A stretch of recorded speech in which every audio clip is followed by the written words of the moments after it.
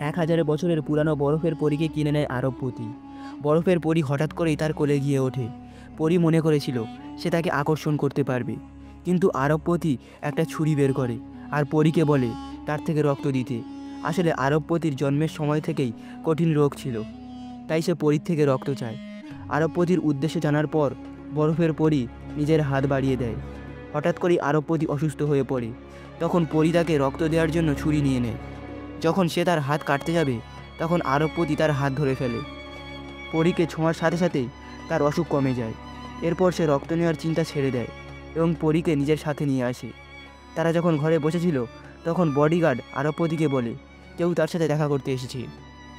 আরবপতি পরীকে রেখে বাইরে যায়, কিন্তু পরী বুঝতে পারে এখানে কিছু একটা বিপদ আছে।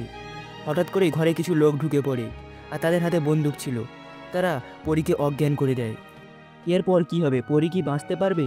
জানার জন্য অবশ্যই কমেন্টে পার্ট 2 লিখবে।